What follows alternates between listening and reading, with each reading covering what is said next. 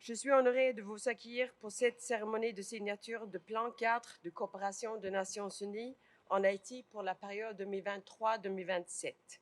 Cette cérémonie marque un tournant dans l'histoire déjà riche entre Haïti et les Nations Unies. Depuis 1945 et la création des Nations Unies, donc Haïti est un membre fondateur. L'histoire d'Haïti et des Nations Unies s'est construite conjointement. C'est une histoire longue et comme dans toutes les relations, il y a des bas et des hauts. Ensemble, nous avons surmonté des épreuves immenses. Ensemble, nous sommes relevés et ensemble, nous avons œuvré pour offrir à Haïti des jours meilleurs. Le cadre de coopération qu'on signe aujourd'hui est une nouvelle étape dans notre histoire commune. Ce document démontre que malgré les difficultés et multiples crises qui traversent le pays, nous pouvons élaborer une vision commune et ambitieuse pour le pays. Au lieu de limiter nos capacités et de nous faire paralyser, la situation extraordinairement difficile dans le pays doit au contraire nous inspirer et nous encourager à agir plus et mieux ensemble dans la même direction. Dans cet esprit, je suis ravie de compter sur la présence de Maria Isabel Salvador, qui a récemment pris ses fonctions en tant que représentante spéciale du secrétaire général et chef de BINU ici en Haïti. Son arrivée dans le pays, qui coïncide avec la mise en place de notre nouveau cadre de coopération, est un symbole fort quant au renouveau nécessaire afin de réellement transformer notre action commune. Les Nations Unies réaffirment aujourd'hui notre volonté et engagement continu pour accompagner Haïti sur la voie de développement durable, main dans la main avec le gouvernement, les institutions publiques, nos partenaires nationaux et internationaux, le secteur privé, la société civile et le monde culturel, académique et syndical. Je suis d'ailleurs enchantée de noter la présence de tant de nos partenaires dans cette salle ce matin. Menampil Chai-Palou. Ce nouveau cadre de coopération servira de référence pour l'équipe pays des Nations Unies afin que nous puissions mieux appuyer la mise en œuvre des priorités nationales et contribuer à la réalisation des objectifs de développement durable à l'horizon de 2030.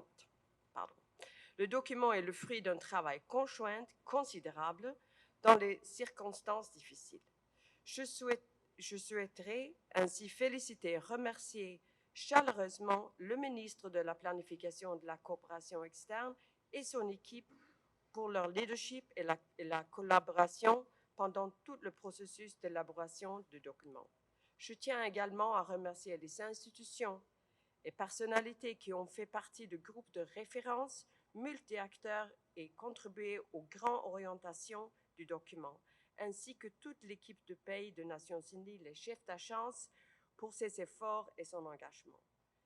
Et bien sûr, je souhaite également exprimer mes sincères remerciements à mon équipe pour leur travail collectif remarquable au cours des derniers mois.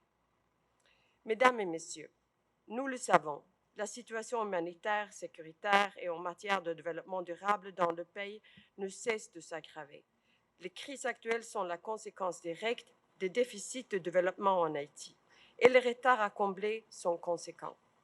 Ces retards traduisent l'urgence et la nécessité pour nous tous de travailler autrement en Haïti. Dans ce contexte, le cadre de coopération renforce notre approche commune basée sur l'appui mutuel entre la paix, la sécurité et le développement durable.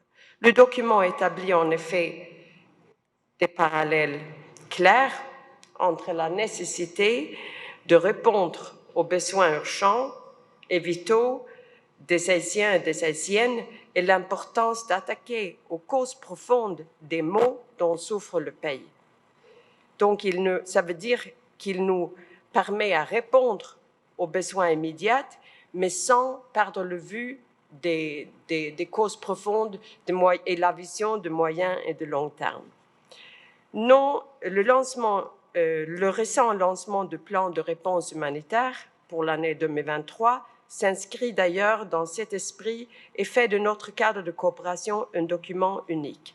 Non seulement ce dernier coïncide avec le lancement du plan de réponse humanitaire, mais il est également un plan stratégique pour une meilleure intégration de nos piliers politiques et portant sur la paix et le développement durable, comme en témoigne la signature de la représentante spéciale du secrétaire général et chef de BINU, en plus du gouvernement et de l'équipe de paix. Le cadre de coopération nous oblige également à renouveler notre stratégie de partenariat et de mobilisation de ressources pour remettre Haïti sur le chemin du développement durable. À ce titre, le cadre de coopération est non seulement un document de référence pour l'équipe de paix, mais également un cadre de partenariat et de responsabilité entre le système de développement des Nations Unies et le gouvernement, ainsi qu'un engagement envers le peuple haïtien, notamment les femmes, les jeunes et tout groupe en situation de vulnérabilité, exclu et marginalisé. Mesdames, Messieurs, nous entrons désormais dans la phase de mise en place du cadre de coopération. Nous avons un document de référence, place maintenant au travail. L'heure est la mobilisation. Nous n'avons pas le droit d'échouer. Les enjeux sont trop importants. Les crises que le pays traverse doivent résonner en nous comme un appel à agir, avec détermination et urgence. Continuons de faire de nos valeurs notre leitmotiv, à savoir le principe de ne laisser personne de côté, l'approche de développement fondée sur les droits humains, l'égalité des sexes et l'autonomisation des femmes et la résilience. Nous ne pouvons en revanche avancer seuls. Nous devrons compter sur tous nos partenaires. J'appelle ainsi chacune et chacun entre vous, d'ici présents, représentants du gouvernement, de la société civile, du secteur privé, du monde académique, culturel, ainsi que tous ceux qui n'ont pu être là à nous rejoindre aujourd'hui. Nous avons également besoin des jeunes et de leurs compétences, leur espoir et leurs énergies afin de garantir demain une Haïti plus prospère pour tous. Haïti est un grand pays avec une grande et fière histoire, une source d'inspiration pour le monde. Depuis mon arrivée en Haïti en juin dernier, je n'ai eu de cesse d'être inspirée par le courage et la résistance et résilience des Haïtiens et des Haïtiennes que j'ai eu le privilège de côtoyer, tout en demeurant humble devant l'ampleur de la tâche à accomplir. La fierté et l'espoir des communautés que je rencontre me rendent plus que jamais déterminée à les accompagner. Hier encore, je dialoguais avec un groupe de jeunes de Cité Soleil qui me confiaient leur envie de pouvoir rêver de nouveau. Ce sont des musiciens, des sportifs, des artisans, des chanteurs, des étudiants qui n'aspirent qu'à recevoir une opportunité, d'avoir une opportunité pour assurer leur avenir, pour pouvoir réaliser leurs rêves. Aujourd'hui, les Nations Unies s'engagent à leur côté, ainsi qu'aux côtés de chaque Haïtien et Haïtienne, afin de permettre au pays de retrouver ses opportunités une fois pour toutes, de ne laisser plus personne pour compte. Ma petite tout le monde, merci en pile.